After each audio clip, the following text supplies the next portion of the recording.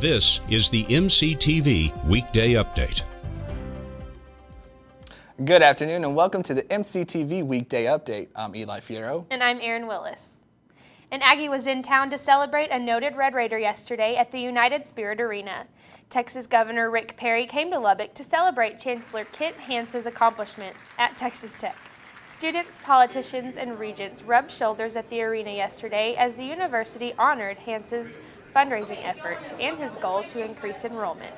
Hance oversaw a $1 billion fundraising campaign and saw enrollment increase more than 40%. I thought it was very special, very nice for him to come and do this. And I really appreciated it. My wife, my children, it's kind of like all the bragging about me was like having your own funeral and get to watch. And, but it was fun. But I will say this, everything I've done at Tech, it's a team game. And I've had a great team. I've had a great run. Hance is expected to step down sometime this summer after Regents appoint a new chancellor. You can visit the hub at TTU for more information about this event and Hance's retirement. That's ttuhub.net. Some folks at Tech were working on finding entertaining ways to get you thinking about a serious topic, your money.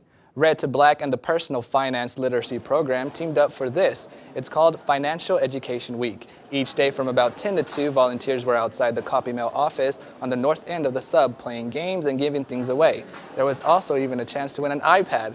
Things wrapped up today.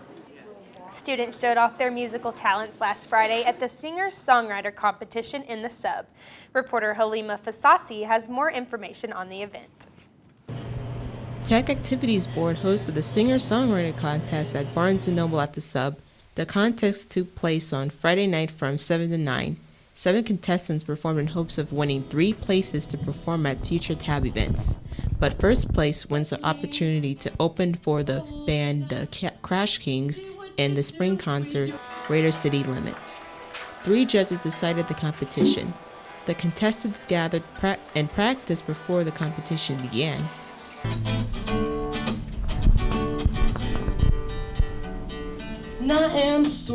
Many of the songs performed contain personal and observational narratives of the contestants' lives.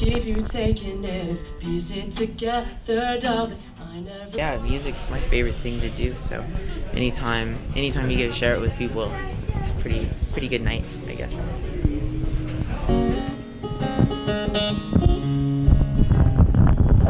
Second place went to Chris Lane, a senior exercise science major. Lane said he competed last year and said that performing at orientation is different than performing at a competition. There's definitely a lot more pressure whenever you're doing it from a competition standpoint because at orientation you're almost just like musical wallpaper. People are more concerned with other things usually and you're just kind of providing the background music for it. The winner was Zoe Carter, a senior music education major.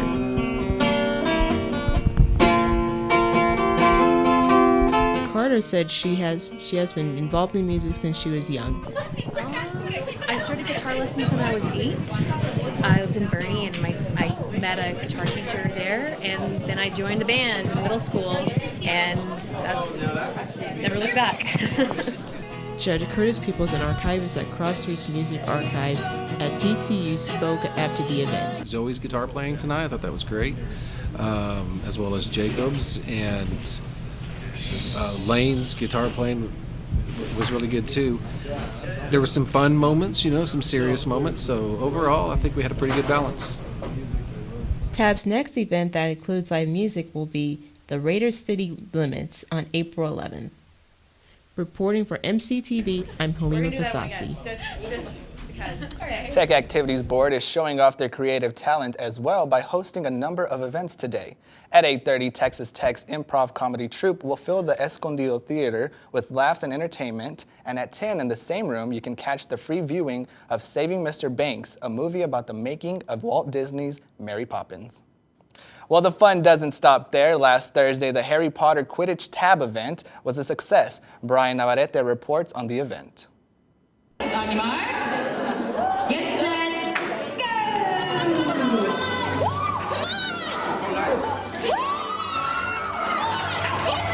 go! Thursday, March 27th, TAB hosted a Harry Potter-themed event where students were split into one of 4 teams and competed in Quidditch matches, Harry Potter trivia, and jelly bean testing.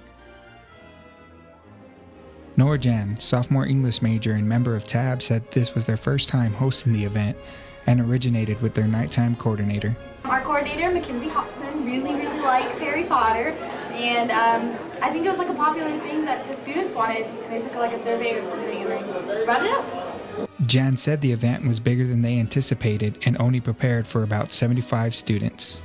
I did not expect people to be waiting for 2 hours for wands. It was a pretty big deal, yeah, but it was a lot bigger than we anticipated, but in a good way. Despite only being prepared for 75 students, TAB was able to provide enough refreshments and entertainment for everybody that participated in the event. John Fennell, sophomore marketing and management major, said he is a huge fan of the books and enjoyed the event. This is actually my first ever TAB event because throw Harry Potter on it and I'm going to come out. I thought they're doing a great job getting everyone involved. Fennell said that he could tell everybody had a great time and he would like to attend more TAB events in the future. Everyone's jumping up and down, cheering for the houses, getting pretty pumped for everything. With MCTV, this is Brian Navarrete. I love Harry Potter. Did any of you get fooled for April Fools on Tuesday? Well, reporter Amber Chalker went out on campus to see what some students' favorite pranks and April Fools nightmares were. So we just want to know your April Fool's plans. I was going to put food dye in all of my roommates' milk, so it's green. What time do you plan on doing this? 11. Do you think she's going to be surprised? Yeah, because she makes little protein shakes, and her milk is like a carton, so she won't see it until she pours it. Do you think she's going to know it was you? No. Do you think she has anything up her sleeve about you that she's going to do to you? No, I don't think so. She's not that clever. Today, no pranks yet. Not yet? No. Have you been thinking about any that you're going to play? Maybe. I'm in class all day today, but might play some on my roommates or something. Okay, so we just want to know about your past experiences with April Fools. My mom would always be mean to me and tell me that one of my pets or animals had died as a kid, and every year I would always believe it and just be really upset. So the rest of the day I was just like always with the animal that I thought I had lost, so I'd spend time with it thinking it was the last day or something. Texas Tech students, whether being pranked or planning on pranking, enjoyed their April Fools. I'm Amber Chalker reporting for MCTV. It is now midday and things are buzzing at the Sub. Danielle King is reporting live. Danielle? Hey, Erin and Eli, I'm here at the Sub with 2 guys from Push America, and they're going to tell us a little bit more about what they're doing today at the Sub. Hi, my name is Dylan Reed, and we're setting up outside of the Sub doing what's called Pedals for Push. It's an event where members of Pi Kappa Phi, which is the fraternity that founded Push America, our philanthropy, ride stationary bikes from 12 to 6, and we're not even really asking for donations. I mean, you're more than welcome to, but truly it's just to spread the word about Push America and what they do. And since I'm on TV right now, I feel I might as well share what we do. Well, Push America was founded in 1977 by Pi Kappa Phi. We're the only philanthropy organization that's ever been founded by a Greek organization. Most of the times they just kind of latch on to one, which is totally fine, nothing against that. It's just we felt the need to send a little bit extra help to the whole community as a whole. Okay. And Are you riding any bikes out here today? I am actually. My name is Andrew Koki. I'm actually a pledge for Pi Kappa Phi. I'm basically an understudy for Dylan today. I'm helping him out with ideas and anything to do with Push, and we're also just basically having fun and just meeting people outside and spreading the word about Push. Yep. Okay, guys. Well, if you want to learn anything else about Push America, just come out to the Sub today. Talk to these guys. Erin, Eli, back to you. Thank you, Danielle. Spring football is on the horizon. Tech coach Cliff Kingsbury has the Red Raiders preparing for another exciting season after an inaugural year in which Tech finished with an 8-5 record and a postseason bowl victory. There are also some pretty exciting basketball games, and the Red Raiders softball team remains in search of its first Big 12 win. For more, we send it to Mike DuPont. Mike? Thanks, guys. Yes, this week has been jam-packed with sports, starting with some Red Raider baseball. Tech scored a 6-3 midweek victory over New Mexico on Tuesday in Midland. Freshman pitcher Dylan Dusick allowed 2 runs in 6 1/3 innings. Meanwhile, sophomore first baseman Eric Gutierrez sent a 3-run yak over the wall in the 5th inning. The two teams exchanged a run in the 8th, but in the end, it was all Tech. The Red Raiders are back in action this weekend from Stillwater. First pitch is slated for 7 p.m. on Friday. The Texas Tech softball team is also on the road this weekend. The Red Raiders will be in search of their first Big 12 victory when they travel to Austin for a 3-game series kicking off on Friday at 4:30. Football fans, you've waited, you've endured, and now your time has returned. This Friday, tomorrow, head down to the Jones to watch an open practice under the Friday night lights in Jones Stadium. It'll be the first time many fans get a look at sophomore quarterback Davis Webb and the rest of the revamped Red Raider offense, including 7 returning players on the offensive line. And it'll also be the only time fans can see them before the spring game on Saturday, April 12th. The open practice is scheduled for 8 p.m.